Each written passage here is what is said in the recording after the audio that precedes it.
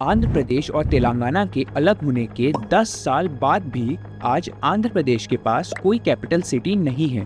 तो क्या हुआ अमरावती का, जो वर्ल्ड की one of the most advanced city बनने वाली थी। 50,000 करोड़ की सबसे फ्यूचरिस्टिक सिटी बनने जा रही अमरावती कैसे गवर्नमेंट चेंज और पॉलिटिकल दुश्मनी की वजह से बर्बाद हो गई। जहां 2024 में इस हाईटेक सिटी का फेज 1 कंप्लीट होना था, वहां आज सिर्फ खाली जमीन और कुछ बिल्डिंग्स हैं। इसके बाद जब अमरावती सिटी के लिए कोई उम्मीद नजर नहीं आ रही थी, तभी 2024 के इलेक्शन से सब बदल जाता है। पर पहले कुछ बड़े सवाल ये हैं कि आखिर क्यों जरूरत पड़ी आंध्र को एक नए कैपिटल की, और ऐसा क्या था अमरावती में जो इसे वर्ल्ड की टॉप सिटी बना देता। और क्या आपको इस शहर के लिए किए गए 1631 दिन के लंबे प्रोटेस्ट के बारे में पता है? ऐसे कई फैक्ट्स हैं अमरावती से रिलेटेड जिन पे आपको यकीन भी नहीं होगा। मेरा नाम है साकेत मिश्रा और मैं इन सारे इंटरेस्टिंग क्वेश्चंस के जवाब आपको इस टू द पॉइंट वीडियो में दूंगा।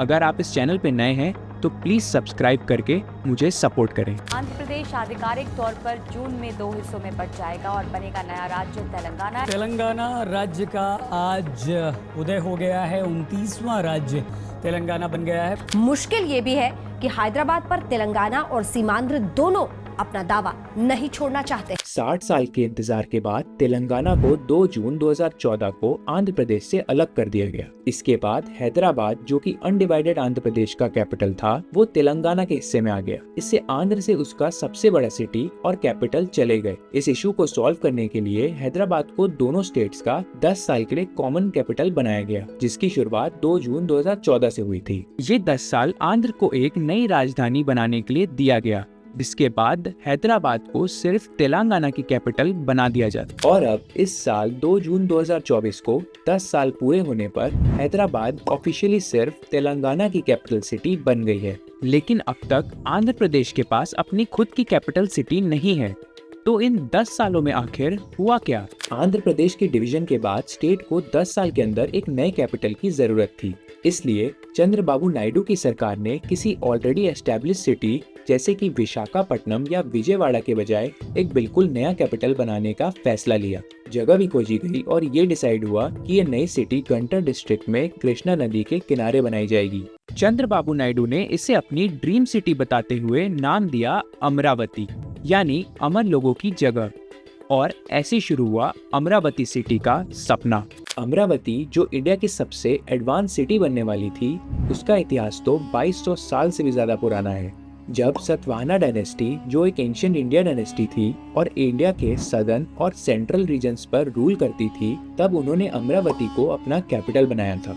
उस समय भी अमरावती एक एडवांस सिटी थी जो ट्रेड और कॉमर्स के लिए काफी फेमस थी।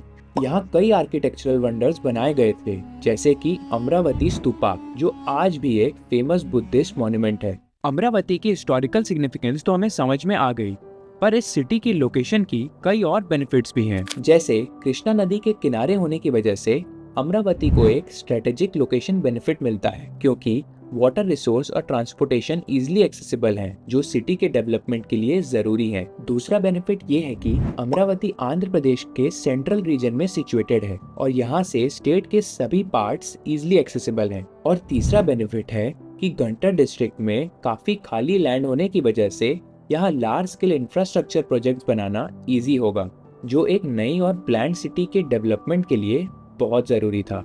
इन सब रीजंस की वजह से अमरावती को आंध्र प्रदेश का मॉडर्न कैपिटल बनाने का डिसीजन लिया गया।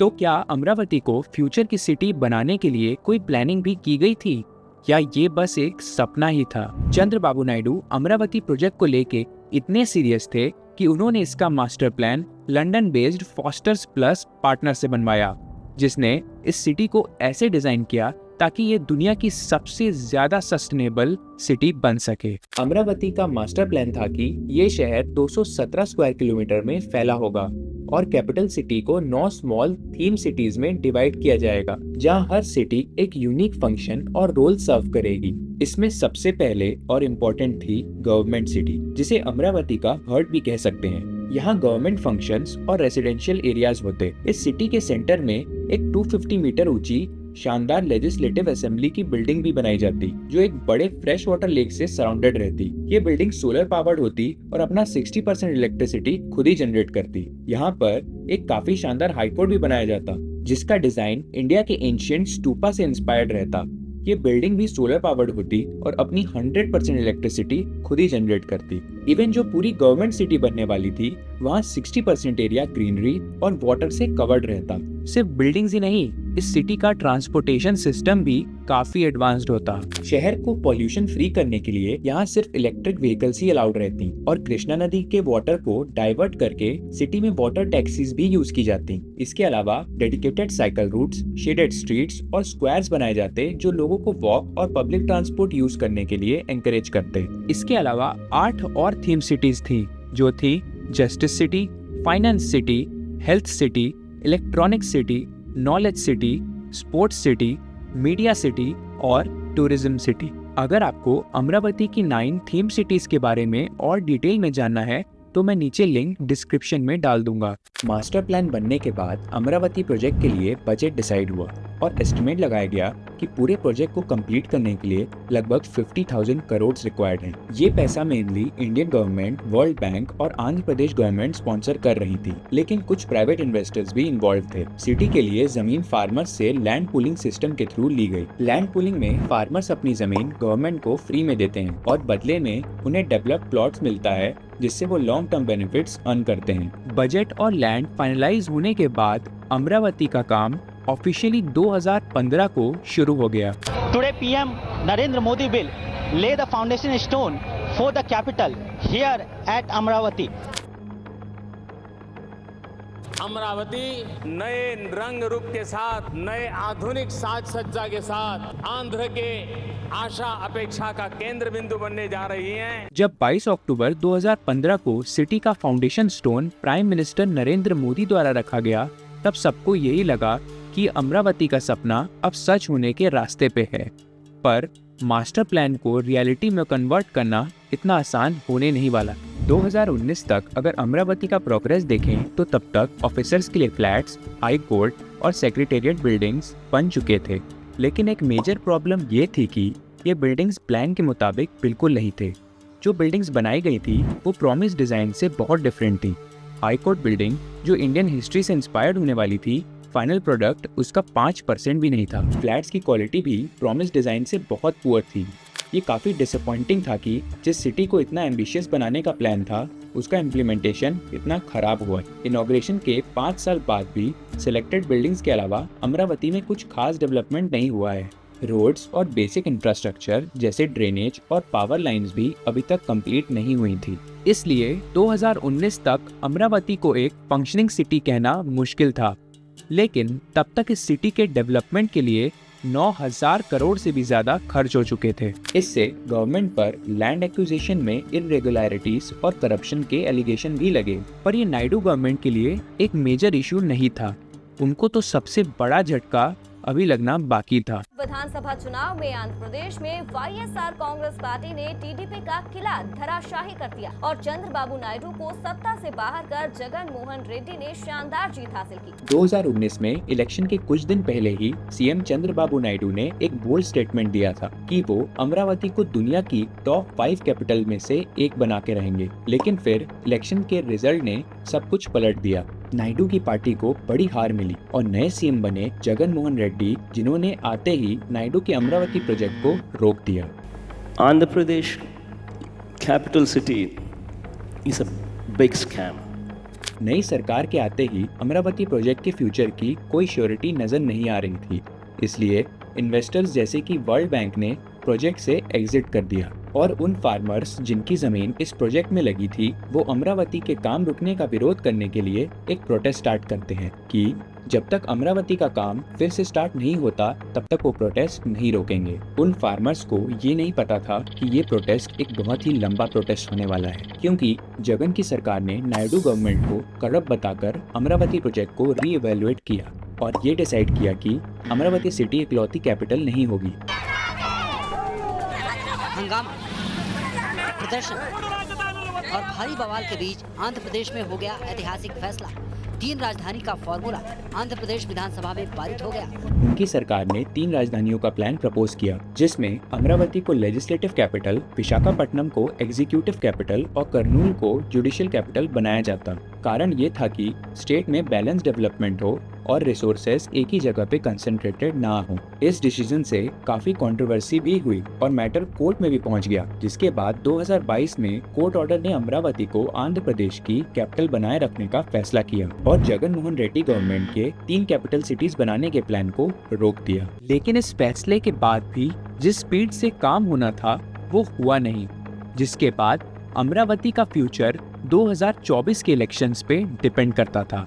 ये इलेक्शंस डिसाइड करने वाले थे कि अमरावती का सपना सच होगा या नहीं। बड़ी खबर आपके सामने, विधानसभा चुनाव में टीडीपी आ गया और ये विधानसभा चुनाव के परिणाम है। टीडीपी 90 सीटों पर। और इस इलेक्शंस में चंद्रबाबू नायडू की पार्टी टीडीपी ने एक वन साइडेड जीत हासिल की।